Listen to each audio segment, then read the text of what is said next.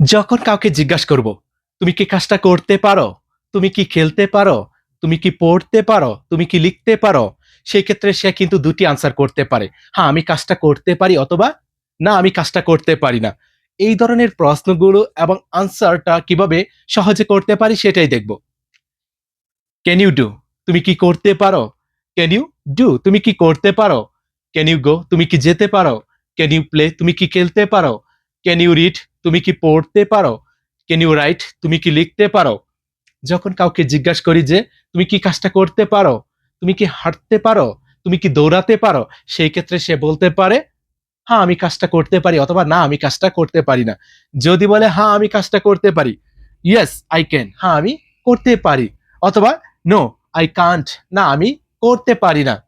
খুবই সহজ কিন্তু। "Can you do?" তুমি কি করতে পারো? "ইয়েস, আই ক্যান" হ্যাঁ, আমি করতে পারি।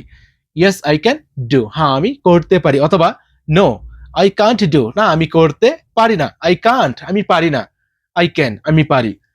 "Can you go?" তুমি কি যেতে পারো? "ইয়েস, আই ক্যান" হ্যাঁ, আমি যেতে পারি। "Can you play?" তুমি কি খেলতে পারো? "ইয়েস, আই ক্যান" হ্যাঁ, আমি খেলতে পারি। "Can you read?" তুমি কি পড়তে পারো? "ইয়েস, আই ক্যান রিড" হ্যাঁ, আমি পড়তে পারি। "Can you do?" তুমি কি করতে পারো? "ইয়েস, আই ক্যান" হ্যাঁ, আমি করতে পারি। অথবা "নো, আই কান্ট" আমি কি করতে পারি না। "Can you go?" তুমি কি যেতে পারো? "নো, আই কান্ট" না, আমি যেতে পারি না। "আই কান্ট গো" না, আমি কি যেতে পারি না। "Can you play?" তুমি কি খেলতে পারো? "নো, আই কান্ট" না, আমি খেলতে পারি না। "Can you read?" তুমি কি পড়তে পারো?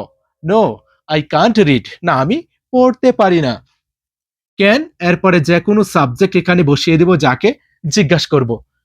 ডু এর জায়গায় এরকম ভার্বের প্রেজেন্ট রূপগুলি শুধু বসিয়ে দিব, তাহলে হয়ে যাবে। আশা করি ক্লিয়ার।